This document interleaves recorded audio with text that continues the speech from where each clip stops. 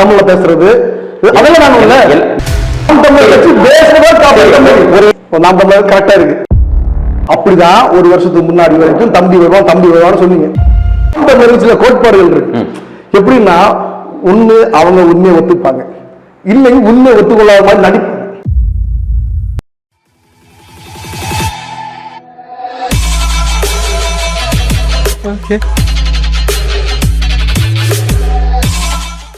நீதி வழங்கும் போது அண்ணன் தம்பி சொந்தம் பந்தம் பணக்கார ஏழை எதையுமே பார்க்க கூடாதுடா, நாயத்தை மட்டும் தான் சொல்லணும். அனைவருக்கும் வணக்கம். இன்றைய நண்பர் நம்பி நேர்காணலில் நாம் தமிழர் கட்சி தொடக்க காலத்திலிருந்து இன்று வரை திரு செந்தமிழன் சீமான் அவர்களுடைய கொள்கையில் உறுதியாகவும் அவருக்கு உறுதுணையாக இருக்கக்கூடிய பத்மநாபம் தொகுதியினுடைய சட்டமன்ற வேட்பாளரும் மாநில கொள்கை பரப்பு செயலாளருமான திரு சீலன் அவர்கள் நேர்காணல். வணக்கம். வணக்கம். நாம் தமிழர் கட்சி இன்றைய நிலை, ஆரம்பம் முதல் இன்று வரை அதை தொடர்ந்து வந்து கூட நிலை எப்படி இருக்கு? தொடக்க காலத்துல இந்த நாம் தமிழர் கட்சி அப்படிங்கிறது வந்து ஒரு காலத்தின் கட்டாயம், அதனாலதான் உருவாக்கப்பட்டது. இப்போ வேறொரு எந்த ஒரு பின்புலமும் இல்லாம இந்த இனத்துக்கு இனத்தின் காவல் அரணாக காப்பரனாக ஒரு அமைப்பு தேவை அப்படிங்கிறது வந்து நிர்பந்தம் ஏற்பட்டது. குறிப்பா பாத்தீங்கன்னா ஈழத்துல நீங்க பார்த்திருப்பீங்க 60 ஆண்டு கால போராட்டம். அதுல முதல் 30 ஆண்டு கால போராட்டம் தந்தை செல்வா அவர்கள் தலைமையில அமைதி வழியிலான போராட்டம். அந்த போராட்டம் நீர்த்து போன பிறகு அல்லது அந்த போராட்டம் ஒடுக்கப்பட்ட பிறகு நசுக்கப்பட்ட பிறகு அது அடுத்த கட்டத்தை நோக்கி பரிணமிக்கிறது. ஆயுத போராட்டம். எந்த சிங்கள பௌத்த ஏகாதிபத்திய இனவாதம் அங்குள்ள தமிழ் மக்களை ஆயுதம் ஏந்தி ஆயுதம் பயன்படுத்தி கொண்டொழிக்க துடித்ததோ அந்த காலகட்டத்தில் ஆயுத போராட்டம் ஒன்றே இவர்களிடமிருந்து நம் மக்களை பாதுகாப்பதற்கான ஒரே வழி அப்படிங்கிற அடிப்படையில அந்த மக்கள் ஆயுதம் ஏந்தினார்கள். 24 ஆயுத குழுக்கள் அங்கு உருவாக்கப்பட்டது.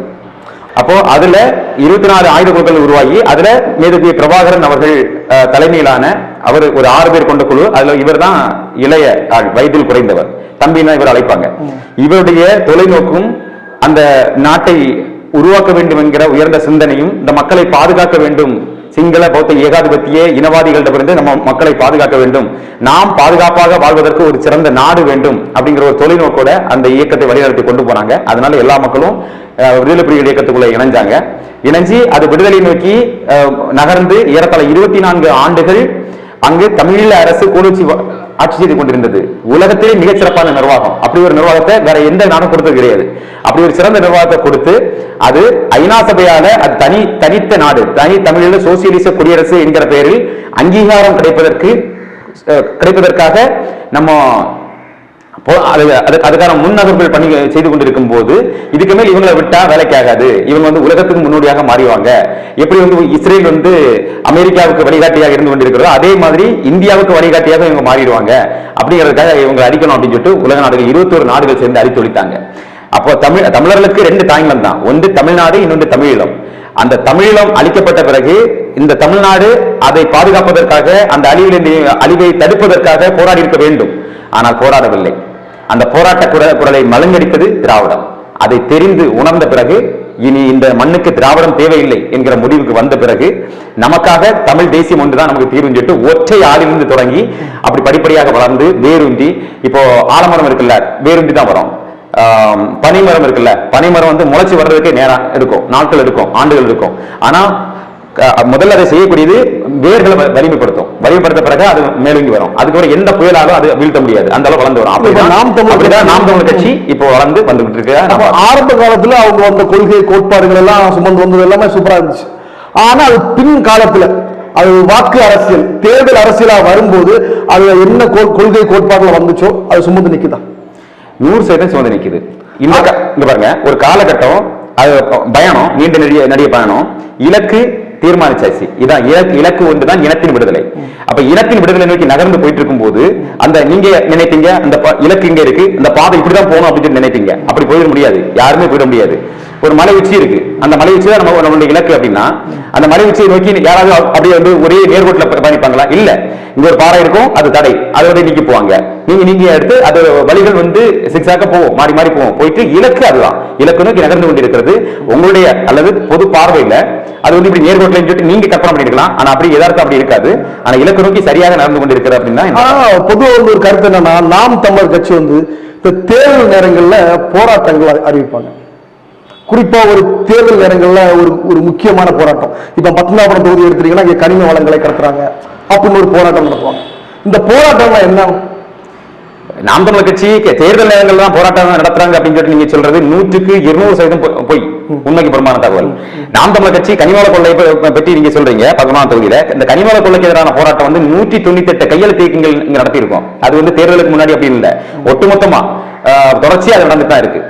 அதே போல 39 கட்ட போராட்டங்கள், வலிமையான போராட்டங்கள் இந்த கனிம கொள்ளைக்கு எதிராக கன்னியாகுமரி மாவட்டத்தில் நடத்தப்பட்டிருக்கு. அதுல 5 போராட்டங்கள் வந்து அண்ணன் செந்தமிழன் சீமான் அவர்களுடைய தலைமையில் முன்னெடுக்கப்பட்டிருக்கு. இந்த போராட்டத்தின் வெப்பம் தாங்காம தான் கொஞ்சம் தளர்வுகள் அதுல இருந்து கட்டுப்பாடுகள் விதிச்சிருக்காங்க. குறிப்பா பாத்தீங்கன்னா தொடர்ச்சியாக சென்று கொண்டிருக்கக்கூடிய இந்த கனிம கொள்ளை வாகனங்கள் மோதி ஏறத்தாழ 386 பேர்கிட்ட இறந்திருக்காங்க. இல்ல, அது வந்து வாகனங்கள் மோதிதான் சாகுறாங்க தவிர இந்த கனிம வளங்கள் கொண்டு போய் வேணும்னு எடுக்கிற மாதிரி சொல்றீங்க. இப்போ ஒரு சாலையில் இருந்தா அதுல விபத்துகள் கண்டிப்பா இருக்கும். ஏன் வந்து சாலையில் உள்ள விபத்துகள் வந்து இந்த கனிம கடத்தல் லாரி மோதி நடக்குது? விபத்துக்களை நாங்க பேசல. இந்த கனிம கடத்தல் வாகனங்கள் போறது பாத்தீங்கன்னா அதிக பாரம் ஏற்றி போறது, கவனக்குறைவாக போறது, அதி வேகத்துல போறது, அலைபேசி அழைச்சிட்டு போறது, தூங்காம கொண்டு போறது, ஏன கவனம் தாறுமாற போறது. நீங்க அந்த விபத்துக்களுடைய அந்த ஹிஸ்டரிய ஸ்டாட்டிஸ்டிக்ஸ் புள்ளி வர்த்தகத்தை பாருங்க, எல்லாமே வந்து ஒரு வேற விதமா இருக்கும். ஒரு கஞ்சா அடிச்சிட்டு போகக்கூடிய மனநோயாளிகள் என்ன பண்ணுவாங்களோ அதே மாதிரிப்பட்ட ஒரு செயலை தான் அங்க செய்யிட்டு இருக்காங்க. அது எப்படின்னா அந்த நண்பர்கள் நான் கூட சொல்லல, பலர் வந்து தூக்கம் இருக்காது. இப்போ பணம் தேவை அப்படிங்கிற தேவையை நோக்கி அவங்க தூங்காம வண்டி ஓட்டும் போது அங்க கொண்டு மோதிடுறாங்க. சரியான ஓட்டுநர்கள் இல்லாத கொண்டு மோதுறாங்க, அதி வேகத்துல கொண்டு போறாங்க. இவ்வளவு நேரத்துக்குள்ளாடி இத்தனை லோடு நான் வந்து கொண்டு போய் ஆகணும், கடத்தி ஆகணும் அப்படிங்கிற நோக்கத்துக்காக போறாங்க. இப்படி அஜாக்கிரதையாக போகும்போது இங்க நடக்கக்கூடிய மக்கள் கொல்லப்படுவது அவங்க கவலையப்படல. அவங்க என்ன சொல்றாங்கன்னா, பல லாரிகள் அவங்கள்ட்ட இருக்கும், ஒருத்தன் தானே இருந்தான், நீ ஒரு டிரைவர் மட்டும் போய் அங்க அரசு ஆயுது முடிஞ்சு அடுத்த ஆள் வண்டி எடுத்துட்டு போ, அந்த மாதிரிப்பட்ட ஒரு சூழ்நிலைக்கு அவங்க நகர்றாங்க. அப்படின்னா அவங்களுடைய நோக்கம் வந்து கனிமவள கடத்தல் தான், எப்படியாவது கடத்தி ஆகணும். இதுல சாவை பத்தி அவங்க கவலைப்பட்டிருந்தாங்கன்னா 386 பேர் கொல்லப்படும் போது, இந்த நிலத்தை கொல்லப்படும் போது 1600க்கும் மேற்பட்டவர்கள் கையிழந்து காலிழந்து அங்கவீனர்களாக வீடுகளிலே மருத்துவமனைகளில் முடங்கி கிடைக்கும் போது இந்த அரசு உறுதியான நடவடிக்கை எடுத்துக்கூடாது. அதுக்கான சலுகைகள் அவங்க கொடுத்திருப்பாங்க. என்ன சலுகை? நிறுவனர் சார்ந்தவர்களோ இல்ல அரசு சார்ந்த கொடுத்திருப்பாங்க. என்ன சலுகை கொடுத்தாங்க சொல்லுங்க? கண்டிப்பா கொடுத்திருப்பாங்க. என்ன கூட சொல்லுங்க. என்ன ஒரு விபத்து நடக்குதுன்னா அதுல கேஸ் நடந்துட்டு இருக்கும், அந்த கேஸுக்கு பிறகு அதுக்கான விபத்து நடந்து கொல்லப்படுறாரு, அதுக்கு வழக்கு நடக்க அது வேற விடயம். இந்த விபத்து நடக்காம இருக்கிறதுக்காக என்ன பிரிகாஷனரி மெஷர்ஸ் உடனே எடுக்க முடியாது இல்ல? ஏன் முடியாது? இப்ப உடனே இப்ப அரசுன்னா ஒரு எம்எல்ஏ போனவங்க பழக முடியாது இல்ல? நான் கேட்கிறேன் துறை இல்லைங்க, நான் கேட்கிறேன், மாத்தூர் தொட்டிப்பாலம் நீங்க பார்த்திருப்பீங்க, தெற்காசியாவின் மிக உயரமான தொட்டிப்பாலம் மாத்தூர் தொட்டிப்பாலம். அந்த தொட்டிப்பாலத்தை ஒரு வாட்டி அம்மையார் அழகு மீனா அவர்கள் மாவட்ட ஆட்சியர் அவர்கள் மூடினாங்க. ஏன் மூடினாங்க? பராமரிப்பு சில விஷயங்களுக்காக மூடியிருப்பாங்க. இல்லை, எதுக்காக மூடினாங்கன்னா அந்த மாத்தூர் தொட்டிப்பாலத்துல இருந்து ஒருத்தர் கீழே விழுந்து இறந்துட்டாரு அப்படின்ட்டு தற்கொலை பண்ணிட்டாரு, அதனால அந்த மாத்தூர் தொட்டிப்பாலம் ஒரு நாள் தான் மூடினாங்க. உடனே நம்ம வந்து குரல் எழுப்பி போராடி அது வந்து மறுநாள் இருந்து விடுவிச்சிட்டாங்க. அப்போ ஒரு மனிதன் தான் வந்து தற்கொலை பண்றான், இங்க இல்லைன்னா வேற எங்கேயா போய் சாவான், அப்படி விரும்பி அவன் தற்கொலை செய்வதற்காக மாத்தூர் தொட்டிப்பாலத்தை தேர்வு பண்ணிருக்கான். அதுக்காகவே இவங்க அவங்க அந்த தொட்டிப்பாலம் திறந்திருந்தா யாராவது இருந்து தற்கொலை பண்ணிடுவோம் அப்படிங்கிறதுக்கு அந்த மாத்தூர் தொட்டிப்பாலத்தை 3 அளவுக்கு அக்கறை உள்ள ஒரு மாவட்ட ஆட்சியர் யாருமே வந்து எதிர்பார்த்து போகல, சாலைகள் எதிர்பார்த்து போகல. அவன் வந்து பல்வேறு தேவைகளுக்காக சாலைகள்ல வரான். அந்த சாலைகள்ல நடந்து வரும்போது அதிகநேர வாகனங்கள் மோதி 386 பேர் இங்க இறந்திருக்கான். ஏன் இந்த மாவட்ட நிர்வாகம், இந்த ஆட்சியர்கள் அந்த கனிம கடத்தல் லாரிகளை தடை செய்யல? இல்ல, நீங்க இப்போ ஒரு சாலை இருக்கு, அந்த சாலையில அந்த கனிம வளங்கள் அந்த லாரி வந்துட்டு இருக்கு, ஒரு பைக்லயோ கார்லயோ வரான்னா இவன் தான் போய் மோதினாங்க ப்ரூஃப் இல்ல. விபத்துங்கிறது எப்படி வேணா நடக்கலாம் இல்ல? விபத்து தான். நீ வந்து லாரியை தடை செய், அதுக்கு ஒரு விபத்து நடக்கணும். பிளைட்ல கொண்டு போக முடியாது இல்ல? எது அப்ப ரோட்ல வந்து கொண்டு போகணும். நான் ஒண்ணு கேட்கட்டா, இந்த கனிம வளங்கள் அங்க கொண்டு போறதுக்கான அனுமதி யார் கொடுத்தது? அனுமதி அரசு தான் கொடுக்குது. ஏன் கொடுக்குது? அரசியல் அந்த தேவைகள் இருக்குல்ல. இந்த நாளைக்கு இந்த பொருளாதார ரீதியாகவும் கல்வி ரீதியாகவும் அடுத்தடுத்த வளர்ச்சிக்கு நம்ம தமிழ்நாடு மக்களுக்கு தேவை. தமிழ்நாடு மக்கள் தேவையா கனிம வளங்கள் போகுது கேரளாக்கு? கேரளா வந்து தமிழ்நாடு அதுக்கான வருவாய் வந்து தமிழ்நாடு அரசு வருது இல்ல? எந்த வருவாய் வருது? அதுக்கான வருவாய் வந்து நீங்க நம்ம வருவாய் கோட்டாட்சியர்ல இல்ல நம்ம கலெக்டர் கொஞ்சம் அமைதியா இருங்க. உங்களுக்கு அந்த அவ்வளவுதான், உங்களுக்கு அந்த புரியலுக்காக நான் சொல்றேன். நம்ம கேரளாவுக்கு என்னென்ன கொடுக்குறோம்? அரிசி கொடுக்குறோம், பால் கொடுக்குறோம், இறைச்சி கொடுக்குறோம், முட்டை கொடுக்குறோம், காய்கறிகள் கொடுக்குறோம், பருப்பு வகைகள் கொடுக்குறோம். அதாவது இந்த உணவு தானியங்கள் அத்தனையுமே வந்து கேரளாவுக்கு நம்ம அனுப்புறோம், மகிழ்ச்சியா அனுப்புறோம். நம்ம உற்பத்தி செய்த பொருளை கேரள மலையாளிகள் சாப்பிட்டு சந்தோஷமா இருங்க அப்படின்ட்டு. அதை சாப்பிட்டுட்டு அவன் பதிலுக்கு என்ன திருப்ப அனுப்புறான்? இறைச்சி கழிவு, கோழி கழிவு, நெகிழி கழிவு, மருத்துவ கழிவு, இதை கொண்டு கொட்டுறான் பதிலுக்கு. சரி, அது ஒரு வகை. இரண்டாவது, இந்த உணவு அத்தனை உற்பத்தி பண்ணுவதற்கு எது தேவை? எது தேவை சொல்லுங்க? மூலப்பொருள் தேவை. என்ன மூலப்பொருள்? இப்ப என்ன பொருள் செய்யறோமோ அதுக்கான மூலப்பொருள் தேவை. என்ன அடிப்படை என்ன தேவை? உணவுனா விவசாயம் தேவை. விவசாயத்துக்கு என்ன தேவை? விவசாயத்துக்கு பொருள் தேவை. நெல், இதெல்லாம் நெல் மட்டும் இருந்தா வந்துருமா? அடிப்படை தேவை என்னங்க? அடிப்படை தண்ணீர். இதுக்கு எவ்வளவு நேரமா? சரி, அடிப்படை தேவை வந்து தண்ணீர், அப்படிதானே? இந்த தண்ணீர் வந்து எப்படி உற்பத்தி ஆகும்? தண்ணி வந்து மலையில இருந்து உற்பத்தி ஆகும். மலைகள் இருந்து, அப்படிதானே? சரியா சொன்னீங்க.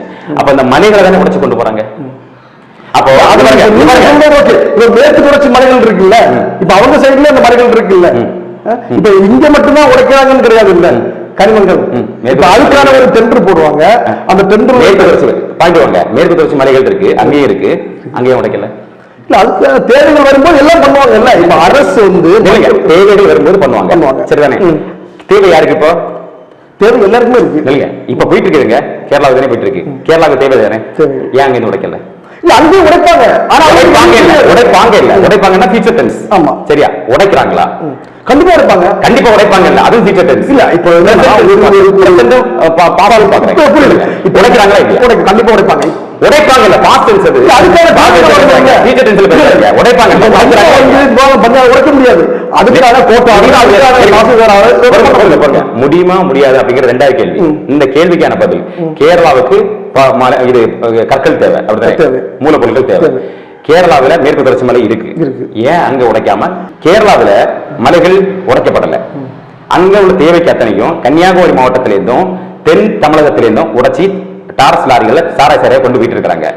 ஏன் கேரளாவில் அவங்க பக்கத்து அங்க மலைகள் இருக்குல்ல, அங்கிருந்து பக்கத்துல உடைச்ச பையன் கொடுக்காம இங்கிருந்து கொடுக்கல? அது நம்ம சொல்லி உடைக்க முடியாது. அதுக்கான சில லேண்ட் ஆர்டர்ஸ் நான் முடியுமா முடியாதுன்னு கேட்கல, கேள்வியை கேட்டேன். ஏன் அங்கிருந்து உடைக்காம இங்கிருந்து கொண்டு போறான்னு கேட்டேன். அது வருங்காலங்கள்ல பண்ணுவாங்க. வருங்காலத்துல நாங்க பண்ணுவோம், அது வேற விஷயம். இப்ப ஏன் அங்க வந்து உடைக்கல அது சொல்லுங்க.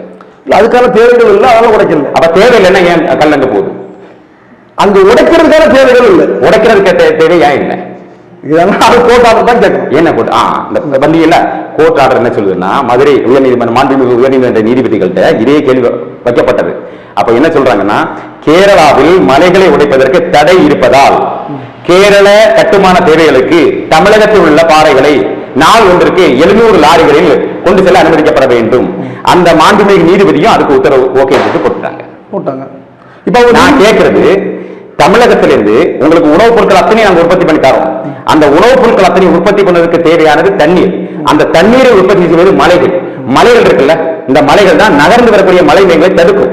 அதை சுற்றி இருக்கக்கூடிய பசுஞ்சோலை காடுகள் அந்த மலை மீன்களை ஈர்க்கும். அது ரெண்டு நடந்தால்தான் மழை பொழியும். மழை பொழிந்தால் தான் மலையில் இருந்து வரக்கூடிய அருவிகளில் தண்ணீர், அணையில் தண்ணீர், ஆற்றில் தண்ணீர், குளத்தில் தண்ணீர், குளிக்க தண்ணீர், குடிக்க தண்ணீர், விவசாயத்துக்கு தண்ணீர். அப்போ இந்த மழை இல்லைன்னா நகர்ந்து வரக்கூடிய மழை மேகம் அப்படியே நகர்ந்து போயிடும். அதை தடுக்க முடியாது. ஆர்டிபிஷியல், அதாவது செயற்கையாக மலைகளை உருவாக்க முடியுமா? அட்டைப்பட்டி வச்சு மலையை உருவாக்க முடியுமா? அப்ப இயற்கையான மலைகள் இருந்தா மட்டும்தான் மழை பெய்யும். அப்போ நாங்க தண்ணீர் மூலமாக உற்பத்தி பண்ணக்கூடிய அத்தனை பொருட்களும் உங்களுக்கு தாரோம், மகிழ்ச்சியோடு தாரோம், நீங்க சாப்பிடுறீங்க. ஆனா அந்த உணவை உற்பத்தி பண்ணுவதற்கு தேவையான மலைகளை அதையும் வெட்டி நீங்க கொண்டு போறது எப்படி அனுமதிக்க முடியும்? அது நியாயமா?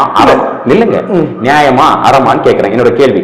இன்னொன்னு, இப்போ ஒரு தாய், அந்த தாயோட மார்பில் பால் வரும், அந்த குழந்தைக்கு மகிழ்ச்சியா கொடுப்பா. அந்த மார்பை அறுத்து ரத்தம் குடிப்பது எவ்வளவு பெரிய கொடுமையான செயலோ, அதே போலதான் நமக்கு உணவு உற்பத்தி பண்ணுவதற்கு தேவையான மலைகளை வெட்டி கடத்துவது என்பது. இல்ல, நீங்க சொல்றது கரெக்ட் தான். ஆனா ஒரு காலத்துல நம்ம வந்து ஆலமரத்து கீழே உட்கார்ந்து படிச்சோம். இன்னைக்கு ஆலமரத்து கீழே உட்கார்ந்து படிக்க முடியாது. ஏன் படிக்க முடியாது? ஏன் முடியாதுன்னா, இன்னைக்குள்ள பொருளாதாரம், கல்வி, அறிவு எல்லாம் மேல வந்துச்சு. பொருளாதாரம், கல்வி, அறிவு ஆரம்பத்துக்குள்ள உட்கார விடாதா? இல்லையே, நாம் இல்லைன்னு சொல்லுங்க, இல்லாதது வருத்தப்படுங்க. அப்ப மரத்தை நடனம், நாடோட முன்னேற்றம் வளர்ந்துருக்கு. இன்னைக்கு நம்ம முன்னேற்றம் அப்படிங்கிறது நீங்க பாங்க எந்த நாட்டுக்கு வேணாலும் போவோம், வளர்ந்த நாடுகளுக்கு போவோம், ஆலமரம் அங்க இருக்கா இல்லையான்னு பார்ப்போமா? ஒண்ணு வேண்டாம். வளர்ச்சி இருந்தா ஆலமரம் இல்லான்னு சொல்றீங்களா? இல்லைன்னு சொல்றீங்களா? வாங்க வேற நாடுகள் கூட விடுங்க.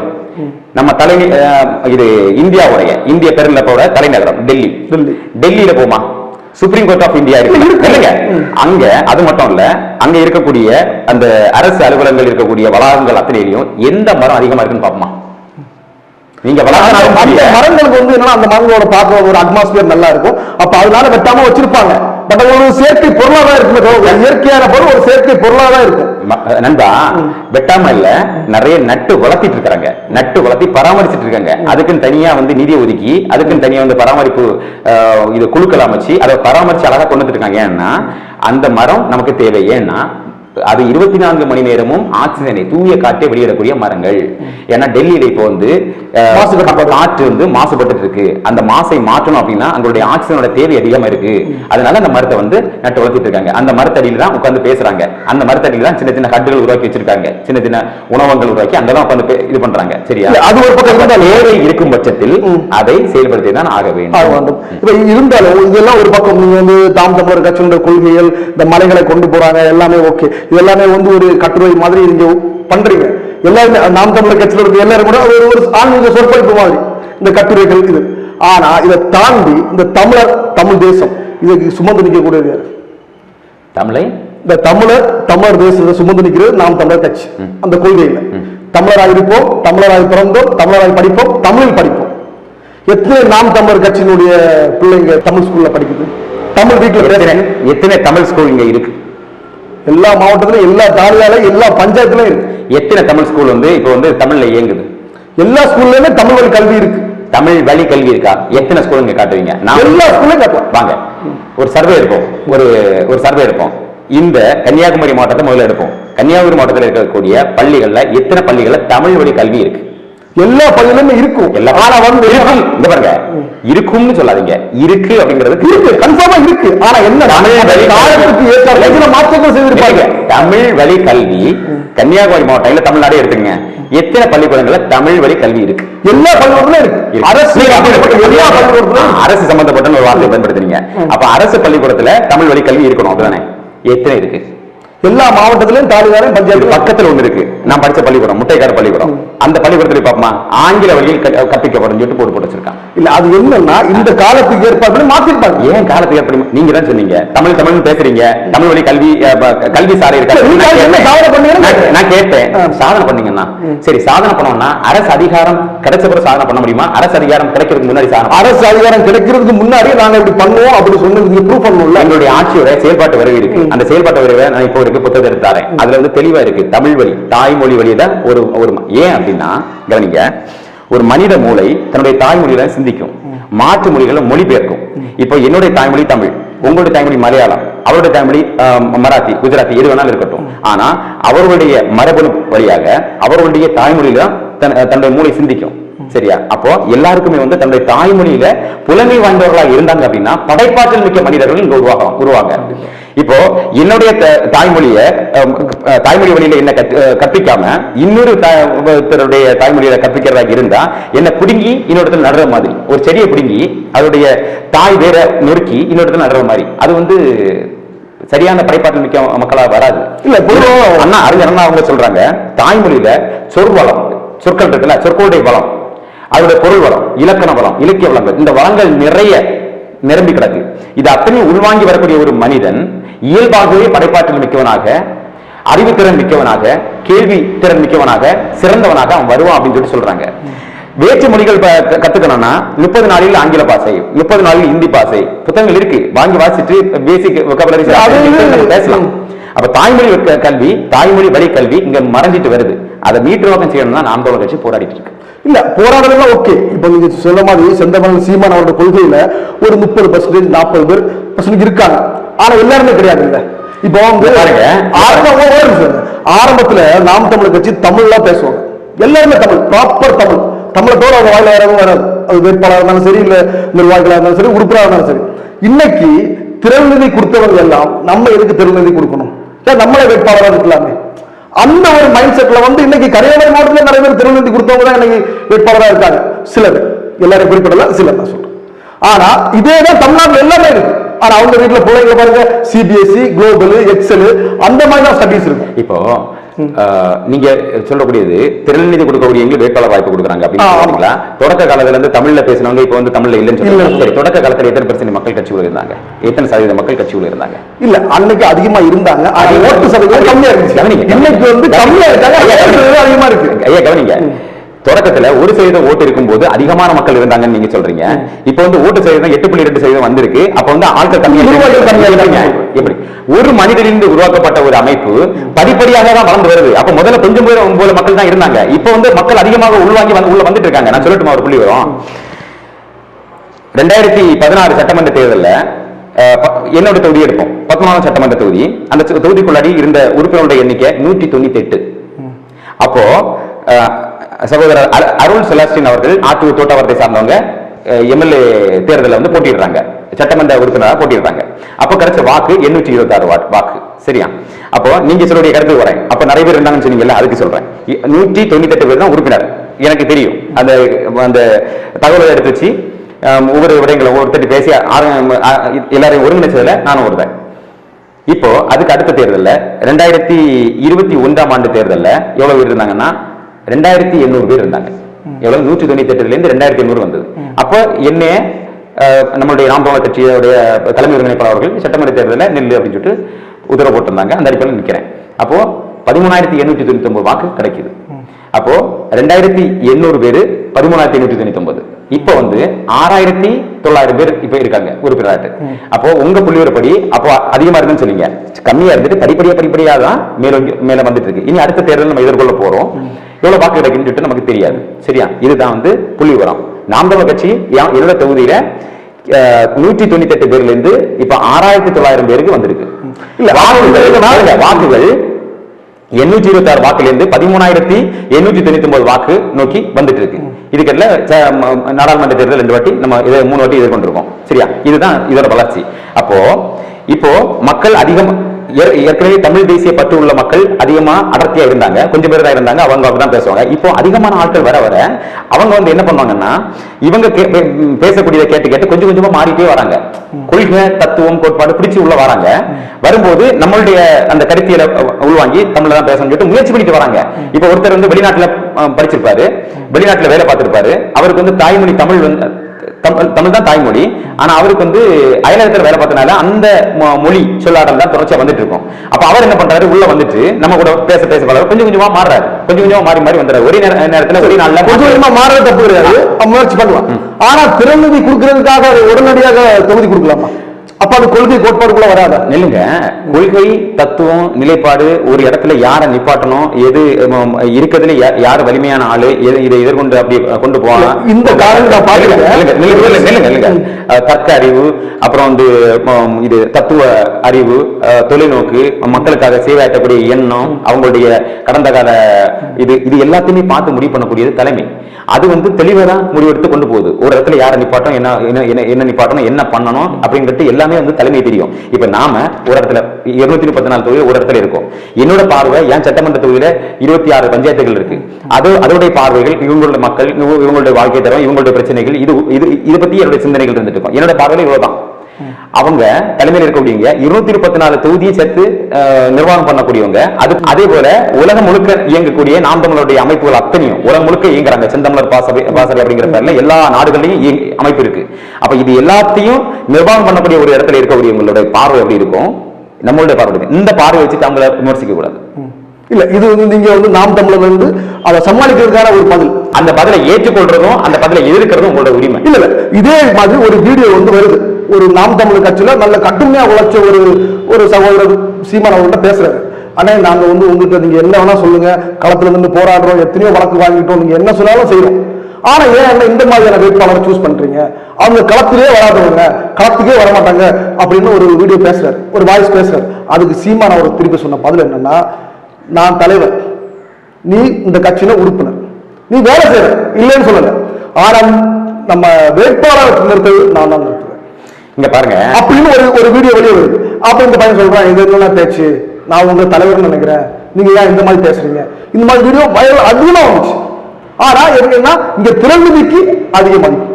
திரள் நிதி அப்படின்னு சொல்லிட்டு அந்த வார்த்தையை பயன்படுத்துறத நான் வந்து மகிழ்ச்சியை ஏத்துக்கிறேன். திரள் நிதி கொடுக்கறதுனால ஒரு ஆளுக்கு வேட்பாளர் கொடுக்குறாங்க அப்படின்னு. நாங்க திரள் நிதி வாங்குறோம். திரள் நிதினா நீங்க ஒரு 500 ரூபாய் தாங்க, நீங்க ஒரு 100 ரூபாய் தாங்க, உங்களால முடிஞ்ச உங்களை எவ்வளவு முடியும் 50 ரூபாயா நீங்க தாங்க, எல்லாரும் சேர்ந்து நமக்கான ஒரு சிறந்த நாட்டை உருவாக்குறதுக்கான எல்லா கட்சியும் வளர்ந்துருக்காங்க. என்ன ஒரு அர்த்தம் கொண்டு வந்த கட்சி உங்க கட்சி. இங்க பாருங்க, அது நான் மகிழ்ச்சியோட ஏற்றுக்கொள்றேன். என்ன பேச விடுங்க. அந்த வார்த்தையை நீங்க ஒரு கேள்வி கேட்கறீங்கன்னா அந்த கேள்வியை வந்து முழுசா அனுமதிங்க. அதுக்கு ஒரு என்னோட பதில் வாங்கிட்டு அதுக்கு ஒரு எனக்கு கேள்வி கேளுங்க. கேள்வி கேட்டுட்டு பதில் சொல்ல அனுமதிக்காது சரியா? அப்போ எல்லாரும் இது எனக்கான வேலை கிடையாது, எனக்கான நாடு கிடையாது, உங்களுக்கான நாடு கிடையாது, நமக்கான நாடு. அப்ப நமக்கான நாடை உருவாக்கும் போது நான் அந்த நாட்டுக்குள்ள எத்தனை பேர் இருக்காங்களோ அத்தனை பேரோட பங்களிப்பும் வேணும். அப்போ நம்ம வந்து நாம் தமிழர் கட்சி எங்கேயும் வந்து எந்த ஒரு பெரும் முதலாளிகள்கிட்ட போய் பிச்சை எடுக்கல, அவன்கிட்ட மிரட்டி காசு வாங்கல, எவன்கிட்ட வாங்கல. இருக்கக்கூடிய மக்கள் அத்தனையும் திரள் நிதி சொல்லிட்டு வெளிப்படையாக அறிவிச்சு உங்களோட நான் எனக்கு 100 ரூபாய் இருக்கா நான் 100 ரூபாய் போடுறேன், எனக்கு 500 ரூபாய் இருக்கா 500 ரூபாய் போடுறேன், எனக்கு 1000 ரூபாய் இருக்கா நான் 1000 ரூபாய் போடுறேன். இப்படி திரள் நிதியை எடுத்து எல்லாருடைய நிதியை சேர்த்து ஒரு அமைப்பை கட்டமைக்கிறதா ஒரு சரியான ஒரு அரசியல், ஒரு சரியான வழிநடத்தல். அதாவது இது சில கட்சிகள் பண்ணுவாங்க தெரியுமா, இது கூட்டணிங்கிற பேர்ல வேற கட்சிகளோட போயிடுவாங்க, பெரிய கட்சிகளோட போயிட்டு அங்கிருந்து 25 லட்சம் 25 கோடி அந்த மாதிரி வாங்கிடுவாங்க. அவங்களுக்கு திரள் நிதி வாங்க வேண்டிய தேவை இருக்காது. நாம கொள்கையின் அடிப்படையில ஒரு தத்துவத்தின் அடிப்படையில நமக்கு எல்லாருக்குமான ஒரு சிறந்த நாட்டை உருவாக்க வேண்டும் என்கிற அடிப்படையில கொண்டு போகும்போது அந்த மக்கள் தான் அதுக்கான பங்களிப்பாற்றணும். இன்னொரு எடுத்துக்காட்டு சொல்றேன். அமெரிக்க ஜனாதிபதி, முன்னாள் அமெரிக்க ஜனாதிபதி ஒபாமா, பராக் ஒபாமா, அவங்க வந்து முதல் வாட்டி தேர்தலில் நிற்கும் போது அவங்க வந்து ஒரு வி நீட் சேஞ்ச் அப்படிங்கிற ஒரு வார்த்தையை வைக்கிறாங்க. அதுக்கு பின்னாடி என்னென்ன சேஞ்சுகள் வேணும் அப்படிங்கிறத வரிசையா இருக்கிறாங்க. இவ்வளவு சேஞ்சுகள் இருந்தா, இவ்வளவு மாற்றங்கள் இருந்தா இந்த நாடு வந்து வளம் வரும், மேம்படும், உலகத்தை வழிகாட்டியாக மாறும் அப்படின்னு சொல்லிட்டு மக்கள் முன்னாடி இந்த கருத்தியல் எடுத்து வைக்கிறாங்க. வச்சுட்டு என்ன சொல்றாங்க, என்கிட்ட இந்த கருத்தியலும் இந்த கொள்கையும் தத்துவம் மட்டும் தான் இருக்கு, வேற எதுவும் என்கிட்ட இல்லை. இதை வச்சு நம்ம தேர்தலை எதிர்கொள்ளணும், உங்களால முடிஞ்ச நிதி பங்களிப்பாட்டுங்க அப்படின்னு சொல்லிட்டு அவர் ஒரு எஸ்டிமேஷன் போடுறாரு, ஒரு திட்டம் வகுக்கிறாரு, இவ்வளவு நிதி நமக்கு தேவைப்படும் அப்படின்ட்டு. அந்த மக்கள் இதுதான் சரியான பாதை அப்படின்னு சொல்லிட்டு அவர் எதிர்பார்த்த விட 3 மடங்கு அதிகமாக காசு கொடுத்துறாங்க. அப்போ அவரு அந்த மக்களுடைய காசுல அடிப்படையில் தான் ஒரு மக்களாட்சியை வந்து உருவாக்குறாரு. அதே மாதிரிதான் நாம் தமிழர் கட்சி ஒரு மக்களாட்சி, நிஜமான உண்மையான மக்களாட்சியை கொண்டு வரதுக்கான முயற்சியில ஒட்டுமொத்த மக்களுக்கான இந்த நிலத்தை வாசிக்கக்கூடிய ஒட்டுமொத்த மக்களுக்கான ஒரு சிறந்த நாட்டை உருவாக்க வேண்டும் அப்படிங்கிற எண்ணத்துல ஒரு சிறந்த தத்துவத்தை முன்னெடுத்து வைக்குது. அதுக்கப்புறம் என்ன, அந்த தத்துவத்தை முன்னெடுத்து கொண்டு போறதுக்கு நிதி பொருளாதார என்ன தப்புன்னு கேட்கல, திரள் நிதியில தப்பே கிடையாது. ஆனா ட்ரெண்ட் என்னன்னா, இந்த நாம் தமிழர் கட்சியோட ட்ரெண்ட் என்னன்னா, நம்ம நிதி கொடுத்து இனி ஒருத்தர் எம்எல்ஏ ஆகிறாரா,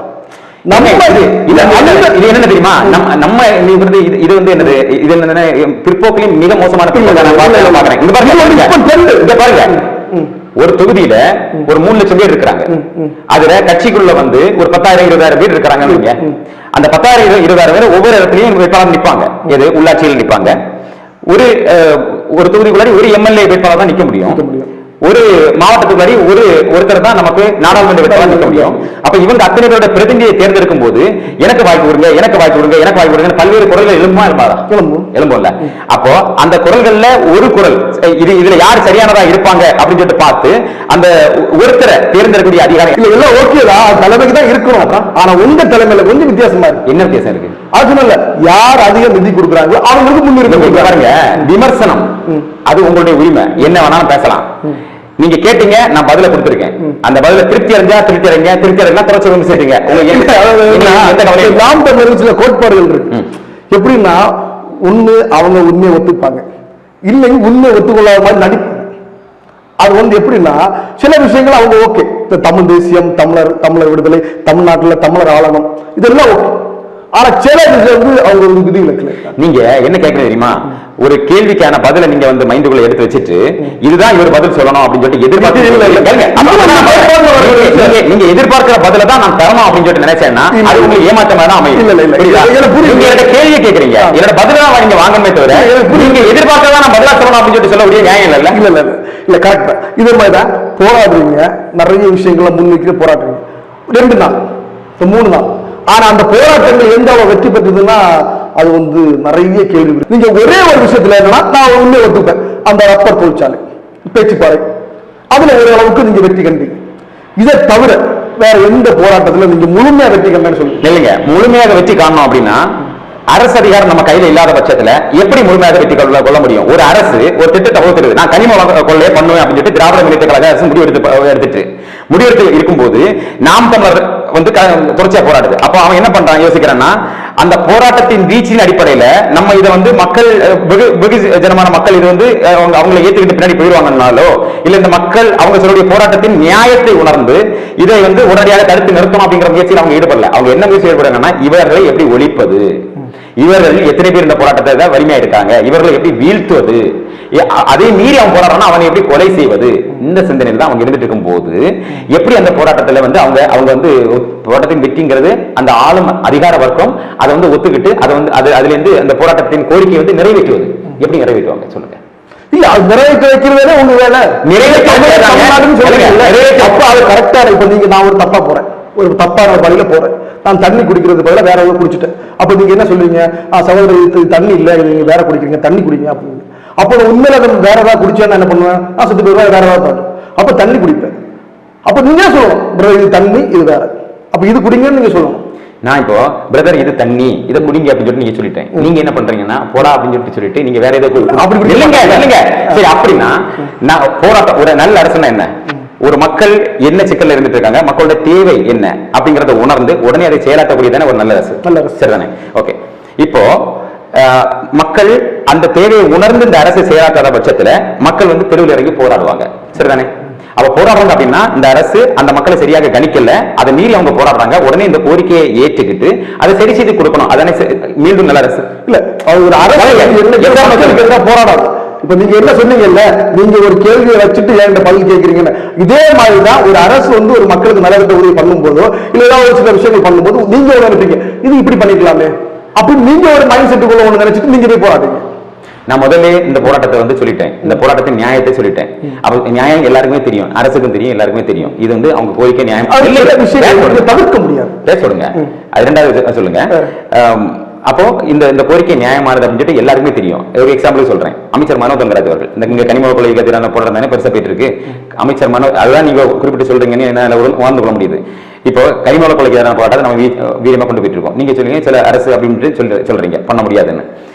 அமைச்சர் மனோ தங்கராஜ் அவர்கள் அமைச்சர் பொறுப்பிலிருந்து நீக்கப்பட்ட பிறகு வெறும் எம்எல்ஏ இருந்தார்ல கொஞ்ச நாள், எம்எல்ஏ இருக்கும்போது அவர் இதே கனிம கொள்ளைக்கு எதிராக போராட்டத்தை முன்னெடுக்கிறதுக்காக திட்டமிடல் பண்ணாரா இல்லையா?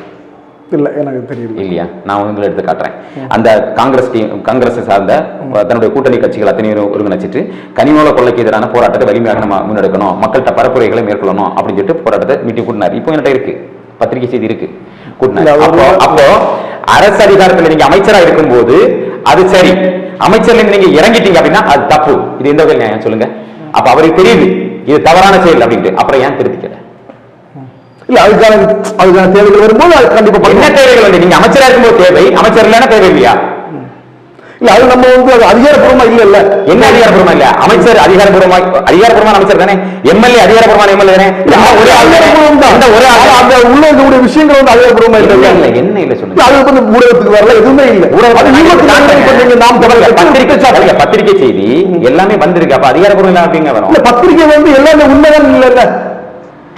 அந்த அலைபேசி இருக்க சோதரா பத்திரிகை செய்தி உண்மை இல்லைன்னு சொல்றீங்க. சில விஷயங்கள் மாத்தி எழுதுவாங்க. என்ன மாத்தி எழுதுவாங்க? நிறைய விஷயம் நடக்கலாம் இல்ல. என்ன அமைச்சர் அப்போ மீட்டிங் போட்டது பொய்யா? அமைச்சர் பொய்யான்னு சொல்றீங்களா? இல்ல, மீட்டிங் போட்டிருப்பாங்க, ஆனா இதுக்கு தான் மீட்டிங் போட்டாங்கன்னு தெரியாதுல்ல. ஏங்க பத்திரிகை செய்தி வெளியே தெளிவா வந்திருக்கு. பத்திரிகை என்னங்க பேசுறீங்க? இல்ல பத்திரிகை செய்தி வந்து சொல்றீங்க இவர் இதுதான் பண்ணாங்களா? பத்திரிகை செய்தி என்ன வேற போட்டோ மட்டும் போட மாட்டாங்க, உள்ள வந்து இதுக்காக போட பண்ணிட்டு இப்ப அமைச்சர் கூட அமைச்சர் பேட்டிங்க நான் கனிமவளத்துக்கு தான் போராடுறேன். ஆமா ஆமா, அமைச்சரோட பேட்டி. சரி, அது நிச்சயமா நீங்க பின்ன இருந்துச்சுன்னா எனக்கு அனுப்பி விடுங்க, நாங்க பார்த்தோம். சரி, அப்ப இந்த வார்த்தையை நீங்க பின்வாங்க. கண்டிப்பா அது வந்துச்சுன்னா நான் பின்வாங்க. நீங்க இந்த வீடியோ வரும்போது இதே காணொலியில நான் இப்ப அனுப்பி கொடுப்பேன், அதை வந்து இவர் இந்த வார்த்தையை பின்வாங்கணும். கண்டிப்பாக பின்வாங்க. சரி, இப்ப நாம் தமிழர் கட்சியினுடைய அடுத்த இலக்கு தெளிவுதான், இலக்கு ஒன்றுதான், இனத்தின் விடுதலை. அதை நோக்கி நகர்ந்து போயிட்டு சரி, இப்படி டெய்லி செலவு பண்ணிட்டே இருக்கீங்களா? என்ன செலவு? எம்எல்ஏ எம்பி இதெல்லாம் என்ன செலவு பண்ணிட்டு இருக்கீங்க? தேர்தல் நிதிகள், தேர்தல் வேலைகள். நாங்க திறன் நிதி நாங்க இப்ப நாங்க 10 பேர் இருக்கோம் வச்சுங்க, தம்பி நீ 1000 100 ரூபா போடு, 1000 ரூபா போடு அப்படின்னு சொல்லிட்டு நாங்க எங்களுக்குள்ள பகிர்ந்து அந்த ஒரு இன விடுதலை என்னன்னு தெரியுங்க. ஈழத்துல தன்னுடைய மக்கள் கவனிங்க, ஒரு எக்ஸாம்பிள் சொல்றேன். ஈழத்துல தங்களுடைய மக்கள் வாழ்வதற்கான ஒரு நாடு வேணும் அப்படிங்கிறதுக்காக அவங்க தங்களுடைய உயிரை தியாகம் பண்ணாங்க. எப்படி உயிரை தியாகம் பண்ணாங்க? அவங்க யாருக்கும் விடுதலை புலிகள் சம்பளம் எல்லாம் கிடையாது. அவங்களாட்டே முன் வந்து தங்களுடைய உயிரை தியாகம் பண்ணி நான் சாகலாம், ஆனால் என்னோட சந்ததி சாகக்கூடாது, என் சந்ததி வாழ்வதற்கான ஒரு நாடு வேணும் அப்படிங்கிறதுக்காக போராடினாங்க. இங்க என்னங்க அதிகபட்சம் பண்ணிட்டோம்? பொருளாதாரத்தில் நம்ம சம்பாதிக்கக்கூடிய பொருளாதாரத்தில் ஒரு பங்கை வந்து எனக்கு என் குழந்தைங்க வாழ்றதுக்கான ஒரு நாட்டுக்கு அதை எப்படி புரிஞ்சுக்கணும் தெரியுமா? இப்போ நம்ம ஒரு தனிநபர், நீங்க நான் எல்லாருமே வந்து வாழ்றோம். நம்மளால ஒரு வீடு கட்ட முடியும், ஒரு கார் வாங்க முடியும், ஒரு நிலம் வாங்க முடியும், குழந்தைகளை படிக்க வைக்க முடியும், சரிதானே? இவ்வளவுதான் பண்ண முடியும். ஆனா அதுக்கு ஒரு நம்ம வேலை செய்யறோம். எதுக்காக வேலை செய்யறோம்? நம்ம குழந்தைகள் குடும்பம் நல்லா இருக்கணும் அப்படிங்கறத வேலை செய்யறோம். இந்த குடும்பம் ஒரு வீட்டுக்குள்ள ஒரு வீடை வளப்படுத்துறதா பண்றோம். இது பல வீடுகள் சேர்ந்த ஒரு நாடு. அந்த நாடு ஒட்டுமொத்தமா நல்லா இருக்கணும் அப்படின்னா தங்களோட ஒரு பங்களிப்பு ஒரு சிறந்த நாட்டை உருவாக்குறதுக்கான அரசுக்கு கொடுக்கணும் வேண்டாமா? அந்த பங்களிப்பு தான் நாங்க செய்யிட்டு இருக்கோம். இல்ல நீங்க சொல்றதெல்லாம் கரெக்ட் தான். உண்மையில வந்து ஒரு மனசார ஏத்துக்க ஒரு விஷயம் தான். ஆனா என்ன நீங்க சொல்றது கரெக்ட். நாங்க வேலை பார்க்கிறோம், அதுல ஒரு நிதியை கொடுக்குறோம். இப்படி எல்லாம் கட்சி வளர்த்திட்டு இருக்கும்போது திடீர்னு ஒரு பெரிய தொகையை வந்து திருநதியா கொடுக்கும்போது அவர் அந்த எம்எல்ஏ எம்பி சீட்டை வாங்கி அந்த கனியை வந்து அவர் சுவைக்கும் போது கீழே அடிப்பட்ட அந்த கொள்கை கோட்பாடை சுமந்து வருவான், இல்ல அடிச்சு உடைச்சு வருவான், இல்ல அப்ப அவரோட அந்த மனசை வந்து புரிஞ்சுட்டு நீங்க கனியை சுவைக்கிறேன்னு சொல்றீங்க. அது எவ்வளவு பெரிய முழுக்கிறீடன் உங்களுக்கு தெரியுமா? நீங்க தனியை சுவைக்கிற அப்படின்னா தேர்தலில் வெற்றி பெற்று இருக்கணும். வெற்றி பெற்ற ஒருத்தரை காட்டுங்க. அதான் நான் சொல்லல இல்லைங்க. நீங்க இப்போ ஆரம்பத்திலே வரீங்க, சின்ன வயசுல இருந்தே அடிப்பட்டு முந்து மேல வரீங்க. அப்படி கட்சியில அந்த எம்எல்ஏ எம்பி ஆகிற ஸ்டேஜ்ல இருக்கும்போது அப்ப வந்து இப்ப கீழே இருந்தே வரும்போது பெரிய வசதி வாய்ப்பு இருக்காது. திடீர்னு வந்து பெரியார் வந்து நான் திருநெல்வேலி கொடுக்குறேன், என்ன எம்எல்ஏ ஆக்குங்க, எம்எல்ஏ ஆகிட்டாரு. திருநெல்வேலி கொடுத்து நாம் தமிழர் கட்சி உள்ள ஒருத்தர் கூட எம்எல்ஏ ஒரு கேண்டிடேட் நிப்பாட்டின்னு சொல்லிட்டு பண்ணதே கிடையாது. அப்படி ஒரு ஆதாரத்தை காட்டுங்க. நிறைய திறன்நிதி வேட்பாளர் என்ன அர்த்தம்? எல்லாருமே திரட்சியா கொடுக்கக்கூடியது, ஒவ்வொருத்தர் தங்களோட பங்களிப்பு ஆட்டக்கூடியது. நிதி அதிகமா கொடுத்துட்டாரு அப்படிங்கிறதுக்காக ஒருத்தர் வந்து எம்எல்ஏ வேட்பாளர் நிப்பாட்டினா காட்டுங்க, எம்பி காட்டுங்க. நான் என்ன சொல்ல மாட்டேன், சில குறிப்பிட்ட இப்ப நம்ம பத்மநாபபுரம் தொகுதியினுடைய வேட்பாளர் சீலன் அவர்கள் கொள்கை கோட்பாடு சுமந்து வந்தவர். இன்னும் சில வேட்பாளர்கள் அது வந்திருக்காங்க. ஆனா எல்லாரும் அப்படி கிடையாது. ஆனா என்னன்னா அந்த தொகுதியில வேட்பாளர் இருப்பாங்கல்ல, உங்களை மாதிரி சின்ன வயசுல இருந்தே சீமா உள்ள கொள்கை பிடிச்சு வந்திருப்பாங்கல்ல, அப்ப அவங்களுக்கான அந்த தேவைகள் அங்க பூர்த்தி ஆகாதுல்ல. இல்லைங்க, உங்களுக்கு இன்னும் புரியும்படியா சொல்றேன். ஏற்கனவே இதுக்கு நான் பதில் சொல்லிட்டேன். உங்க அந்த பதில் திருப்தி அடையாத பட்சத்துல மீண்டும் அந்த கேள்வி கேட்கறீங்க. சரி, உங்களுக்கு புரியும்படியா இன்னும் இறங்கி நான் சொல்றேன். எனக்கு ஒரு வலிமை இருக்கும். என்னோட நிர்வாகம் வந்து ஒரு பஞ்சாயத்து அளவுக்கு எனக்கு நிர்வாகம் பண்றதுக்கு எனக்கு வலிமை இருக்கும். அப்ப நீ பஞ்சாயத்து வேட்பாளராக இல்லை, அந்த பஞ்சாயத்து நிர்வாகத்தை அரசோட அந்த நிர்வாகத்தை எடுக்கிறதுக்கான அந்த மக்கள் பணி பண்ண எனக்கு ஒரு ஊராட்சி அளவுக்கு கெப்பாசிட்டி இருக்கும், வலிமை இருக்கும். ஏன்னா நான் வந்து அந்த ஊராட்சி அளவுக்குள்ள நிர்வாகத்தில் நான் போட்டிடுறேன். எனக்கு ஒரு நகராட்சி அளவுக்கு வலிமை இருக்கும், நகராட்சியில் நான் போட்டிடுறேன். எனக்கு ஒரு மாவட்ட பஞ்சாயத்து அளவுக்கு நான் வலிமை இருக்கு, மாவட்ட பஞ்சாயத்து அளவுக்கு நான் போட்டிடுறேன். எனக்கு ஒரு சட்டமன்ற தேர்தல் தொகுதி அளவுக்கு எனக்கு இறங்கி வேலை செய்யறதுக்கு எல்லா பிரச்சனைகளும் எனக்கு தெரியும். இறங்கி வேலை செய்யற அளவுக்கு என்னால் முடியும். அப்போ நான் அந்த இதுக்கான போட்டியை போடுறேன். எனக்கு ஒரு மாவட்டம் முழுக்க இறங்கி வேலை செய்யறதுக்கான ஆற்றல் எனக்கு இருக்கு. அப்ப நான் வந்து ஒரு நாடாளுமன்ற வேட்பாளர் போட்டிடுறேன். அப்போ யாரு ஆற்றலாளர் அப்படிங்கிறத தலைமை கண்டறிந்து அதை விடுறாங்க. இவங்க தான் சரியா இருக்கும் அப்படின்ட்டு அந்த நேரத்துல பலர் களத்தில் நிற்கக்கூடிய பலர் இவங்களுக்கு கொடுக்கலாம் சொல்லிட்டு அதுக்குள்ள கருத்து பரிமாற்றம் நடக்கும், கருத்து பரிமாற்றம் விவாதங்கள் நடக்கும். அதுல ஒரு ஆள் தானே தேர்ந்தெடுக்க முடியும். இருக்கையில பெஸ்ட் யாரு அப்படிங்கறதானே முகவரியா விடுவாங்க. அந்த இருக்கையில பெஸ்ட் எப்படி சூஸ் பண்ணுவீங்க? அது தலைமைகளை சூஸ் பண்றது. அதை எப்படி சூஸ் பண்ணுவாங்க? அவங்களுடைய கடந்து வந்த பாதை, அவங்களுடைய கொள்கை தெளிவு, அவங்க வந்து இந்த இடத்துல அத்தனை வந்து வேலை செய்ய அவங்களால தமிழ்ல பேசுறது. இங்க பாருங்க, ஒரு இடத்துல ஒரு சட்டமன்ற தொகுதி எடுக்கிறாங்கன்னா அதுல இருக்கிறதுல பெஸ்ட் ஆள் பார்த்து அவங்க தேர்ந்தெடுத்து விடுவாங்க. அது அவங்களோட வேலை, அது அவங்களோட பணி. அதை நம்ம விமர்சிட்டு இருக்க கூடாது. நம்மளோட பணி என்ன அப்படின்னா, நம்ம வந்து கீழே வேலை பார்க்கறது என்ன கார்பரேட் கம்பெனியா?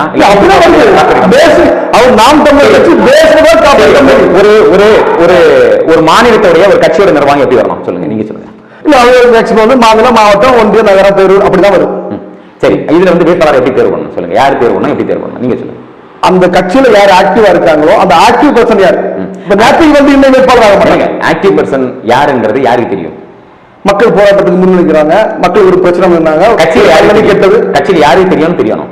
அது அந்த கட்சியினுடைய மாவட்ட தலைமைக்கு தெரியணும். அதுக்கப்புறம் அந்த மாவட்ட தலைமை மாநில தலைமைக்கு தெரியணும். அதை அவங்க கரெக்டா பண்ணிட்டு இருக்காங்க. அதுல உங்களுக்கு என்ன சிக்கல்?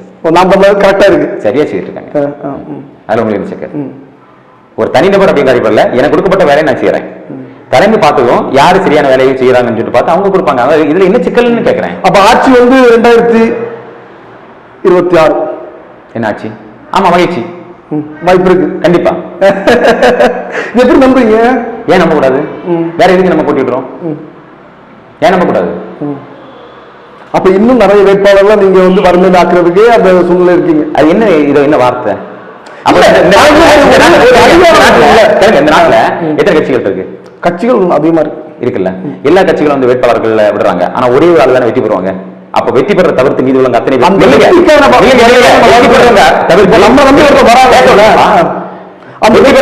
வெற்றி பெறவங்களை தவிர்த்து அப்ப வேற எல்லாரும் வந்து பணத்தை அளிக்கிறதுக்காக நிக்கிறாங்க. அவங்க நிற்பாங்க, ஆனா அவங்களும் ஜெயிக்கணும்னு. நம்ம ஜெயிக்கவே முடியாதுன்னு நினைச்சு நம்ம நீங்க எப்படி சொல்றீங்க? நீங்க குடியிருப்புக்காரனா? இல்ல, குடியிருப்பு அப்படி சொல்லல. அந்த ஓட்டு சதவீதம் இருக்குல்ல, நான் தனியா நின்று செஞ்சிருவேன்னு சொல்றீங்களா? ஒரு 2 பேர் சேர்த்து வைங்க. யாரை சேர்க்கலாம்? சேர்த்துவாங்க. யாரை சேர்க்கலாம்? நீங்க ஒரு வலுவான கட்சி, தமிழ்நாட்டை தமிழ் வாழணும், இங்க யார் வேணாலும் வாழலாம், ஆனா ஆளுநர் நாங்க தான் சொல்றீங்கல்ல. ஒரு நல்ல வலுவான ஒரு கூட்டம், ஒரு யாருன்னு நீங்க காட்டுங்க.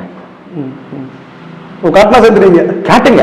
வலுவான ஆள், நம்ம கொள்கைக்கு ஏதுவான ஆள், நம்ம கொள்கை நம்ம தத்துவத்தை ஏற்றுக்கொண்டு ஒரு ஆள் காட்டுங்க. அப்படிதான் ஒரு வருஷத்துக்கு முன்னாடி வரைக்கும் தம்பி வருவான்னு சொன்னீங்க. சரி, கடைசியில அவர் உங்களுக்கு முற்றிலும் மாறா போறவங்க நீங்க அவருக்கு விமர்சிச்சீங்க. சரி, மாறா போகும்போது மாறான்னு நீங்களே சொல்லிட்டீங்க. அவங்க நம்ம கொள்கை, இந்த கொள்கைக்கு முற்றிலும் முரணாக போறாரு. அப்ப எங்க கொள்கைக்கு முற்றிலும் முரணாக போகக்கூடிய கூட ஒட்டணுமா, இல்ல அதுல இருந்து தாண்டி நம்ம கொள்கையை நோக்கி இலக்கை நோக்கி நகரணுமா? சொல்லிட்டீங்கல்ல, அந்த வந்து 4 பேரை சேர்த்துக்கணும். 4 பேரை சேர்க்கிறதா வரும். ஏங்க, இந்த 4 பேரை சேர்க்கணும் சொல்றேன்ல, ஒட்டுமொத்த தமிழகத்தோட மக்களை சேர்க்கிறோம். நான் ஒரு ஊடகத்துல நான் பார்த்தேன், திரு சீமான் அவர்கள் ரொம்ப ஒரு மனசு வேதனை அடைஞ்சு பேசுற மாதிரி ஃபீல் ஆச்சு. என்ன பேசினாருன்னா, அதிமுக இப்படிதான் வருது தவிர அதுக்கு அடுத்த லிஸ்ட்ல வந்து மற்றவர்கள் தான் வைக்கிறாங்க, ஏன் நாம் தமிழர் வைக்க மாட்டேங்கிறாங்க அப்படின்னு ஒரு விவாதம் வச்சார். அதை பார்க்கும்போது உண்மையிலே வந்து இவ்வளவு வருஷம் மழையில வெயில்ல கஷ்டப்பட்டு கச்சை வளர்த்தின ஒரு வலி இருக்கும். அப்ப அந்த வலியை வந்து அவர் புரிஞ்சுக்கணும்ல. அப்ப நம்மள ஏன் இன்னும் மற்றவையில வச்சுக்கிறாங்க? அது யாரோட தவறு?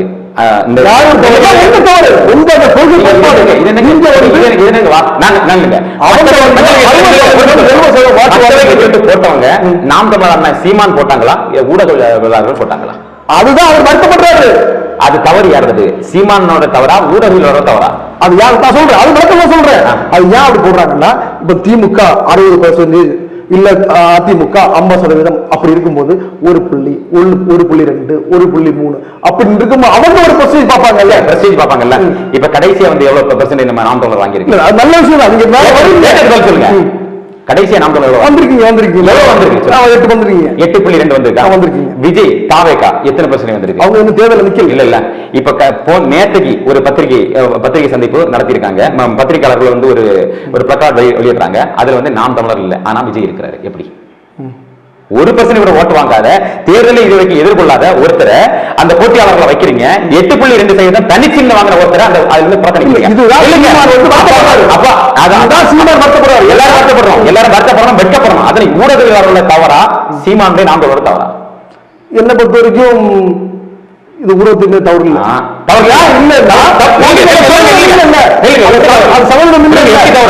எப்படி தவறு?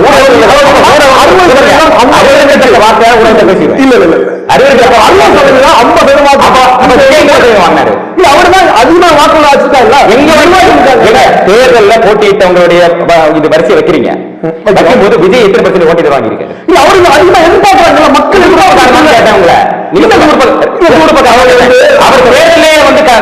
தேர்தலே கண்டஸ்ட் பண்ணாத ஒருத்தரை அந்த லிஸ்ட்ல எடுத்து வைக்கிறீங்க. தேர்தலை எதிர்கொண்டு தனிச்சு கூட்டணி இல்ல, முதுகெலும்பு இல்லாதவன் கூட்டணி வைப்பான். தனிச்சு நின்று நில்லுங்க, தனிச்சு நின்று 8.2% ஓட்ட வச்சிருக்கக்கூடிய ஒருத்தரை நீங்க புறக்கணிப்பீங்க அப்படின்னா வெட்கப்பட வேண்டியது ஊடகமா இல்ல உங்களை மாதிரி?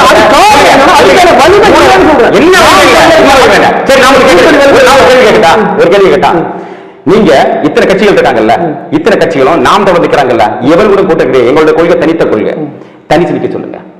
இல்ல அதான் சொல்றேன், இது வந்து ஒரு ஜனநாயக நாடு. இங்க வந்து பல சக்திகள் சேர்ந்துதான் தேர்தலை சந்திப்பாங்க. இப்ப இப்ப நீங்க வந்து தனியா நிக்கும் போது உங்களை மக்கள் வேற மாதிரி பாக்குறாங்க. நீங்க 4 கட்சி கூட சேர்ந்து வாங்க, திமுக வைப்பாங்க. இங்க பாருங்க, கூட்டணியில வரக்கூடிய எனது பள்ளிக்கூட்டம் மாதிரி சேர்ந்து வராங்க. அவங்க தேர்தல் மட்டும்தான் அவங்களுடைய நோக்கம். ஒரு நாட்டோட வளர்ச்சி, ஒரு நாட்டோட எதிர்காலம், ஒரு நாட்டோட கட்டமைப்பு அவங்களுடைய நோக்கமா இருந்த மாதிரி தெரியல. அப்படி இருந்திருந்தா நான் 1000 குற்றச்சாட்டுகள் அவங்க முன்னாடி எடுத்து வைக்கிறேன். அதுக்கெல்லாம் பதில் சொல்லுங்க. இல்லங்க, பதில் சொல்லுங்க. நம்ம வந்து இது எல்லாம் தவறு அப்படின்னு சொல்லும் போது இதுக்கு மாற்றாக நம்ம வரும்போது மாற்றி கொண்டு வரக்கூடிய ஒருத்தர் தனிச்சு நிக்கணுமா, இல்ல அதே அந்த அந்த பள்ளிக்கூடத்தோட சேர்ந்து நிக்கணுமா? கேளுங்க, அதாவது பள்ளிக்கூடத்தோட சேர்ந்து நிக்கணுமா? தன்னால அறம் சார்ந்து பதில் சொல்லணும். இல்ல, அது அறம் சார்ந்தா சொல்றேன். இந்த உண்மையில அறம் தான். ஆனா என்ன விஷயம்னா, இப்ப நீங்க ஒரு எக்ஸாம்பிள் சொல்றேன். இப்ப திமுக வந்து ஒரு கூட்டணி வகுக்குதுன்னா இவங்க நம்ம கூட இருப்பாங்களா, இவங்க கிட்ட எத்தனை சதவீத வாக்குகள் இருக்கு அப்படின்னு ஒரு கணிப்பாங்க. இதே மாதிரி அதிமுக கூட்டணி வகுக்கும் போது இந்த கட்சியெல்லாம் நம்ம கூட வருவாங்க, அப்ப இவங்களுக்கு இத்தனை வாக்குகள் இருக்கு, அப்ப நம்ம வெற்றி பெற முடியுமா அப்படின்னா நீங்க யார சேர்க்கிறீங்க தெரியுமா? இந்த மன்சூர் அலியா, இந்த ஒரு டைரக்டர், அந்த ஊரை தாண்டா யாருமே தெரியாதவங்களை எல்லாம் நீங்க கூட்டணி சேர்த்து வச்சுட்டு நீங்க நாங்க ஒரு கூட்டணி தமிழ் கூட்டணி என்ன சேர்க்கல. இவங்க வந்து தமிழ் நமக்கு ஒரு கருத்தியல் இருக்கு, ஒரு கொள்கை இருக்கு, ஒரு தத்துவம் இருக்கு, ஒரு சிறந்த தத்துவம் இருக்கு. அந்த தத்துவத்தை ஏற்றுக்கொண்டு யார் வந்தாலும் நீங்க வாங்கன்னு சொல்லிட்டு நம்ம சொல்றோம். அந்த டோர் எல்லாம் ஓபனா தான் இருக்கு. எங்களுக்கு பேசுறதை பார்க்கும்போது இவரே ஒரு வாட்டி ஆக்கி விடுவாண்டா அப்படிதான் தோணுது. என்ன செய்யணும் தெரியுமா? என்ன செய்ய தெரியுமா? அதுக்கான மாற்றங்கள் முன்னெடுப்பு இல்லையே. என்ன முன்னெடுப்பு? இதோட என்னங்க செய்யணும்?